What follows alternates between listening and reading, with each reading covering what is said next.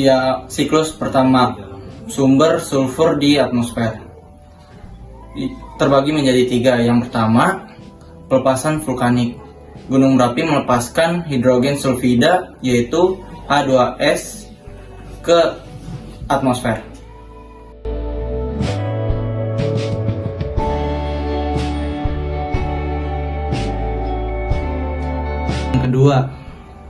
Yang kedua, pembakaran bahan bakar fosil.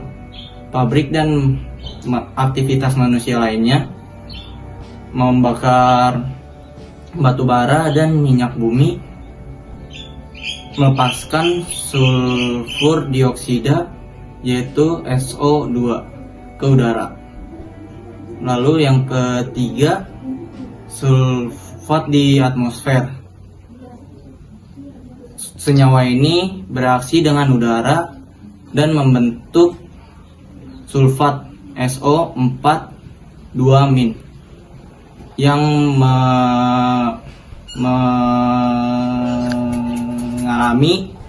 mengalami prasitipasi.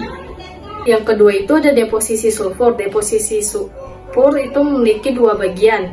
Yang pertama itu ada presipitasi basah atau biasa disebut dengan wet deposition. Sulfur yang ada di atmosfer bisa larut dalam air hujan menghasilkan hujan asam yang turun ke tanah atau perairan. Asam sulfat dan asam hidrat jatuh ke tanah dari atmosfer dalam bentuk basah atau kering, termasuk diantaranya hujan, salju, kabut, hujan es, atau bahkan debu yang bersifat asam. Biasanya hujan asam punya pH di bawah 4,4. Kedua itu ada presipitasi kering atau biasa disebut dengan dry deposition, di mana sulfur juga bisa turun dalam bentuk partikel kering ke permukaan tanah. Ketiga, ada perpindahan sulfur ke tanah dan perairan terbagi menjadi 3. Yang pertama yaitu ada serapan oleh tanaman. Tanaman menyerap sulfur dalam bentuk sulfat atau biasa disebut seperti SO4 dari tanah.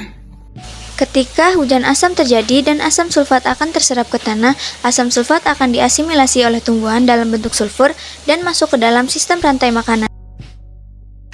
Fungsi sulfur bagi tanaman lainnya yaitu menjadi aktivator, kofaktor, regulator enzim, dan berguna dalam proses fisiologi tanaman. Yang kedua yaitu degradasi organisme hidup. Ketika hewan dan tumbuhan mati, proses dekomposisi mengembalikan sulfur ke tanah. Yang ketiga yaitu pelapukan batu dan fosil. Batu dan bahan organik mengandung sulfur dan melepaskan senyawa sulfur ke tanah. Unsur hara sulfur sebagian besar ditemukan dalam tanah dan bahan organik. Yang obat ada sulfur dari dalam tanah dan air. Dibagi menjadi 3, yaitu yang pertama mikroorganisme tanah. Bakteri dalam tanah yang mengubah sulfur menjadi bentuk yang dapat digunakan oleh tanaman atau melepaskannya kembali ke atmosfer. Pada fosil makhluk hidup yang tertimbun akan dijadikan bahan bakar fosil yang mengandung sulfur dan akan digunakan oleh pabrik. Sulfat di air, di mana sulfur di tanah yang terbawa oleh air hujan ke air sungai dan laut dalam bentuk SO4 Ketiga, sedimentasi. Sulfur di dalam air mengalami sedimentasi menjadi besi sulfida, FeS, atau senyawa sulfida lainnya di dasar laut dan danau. Yang kelima itu siklus kembali ke atmosfer. Aktivitas vulkanik. Sulfur yang telah tersimpan dalam sedimen dapat kembali ke atmosfer melalui aktivitas gunung berapi.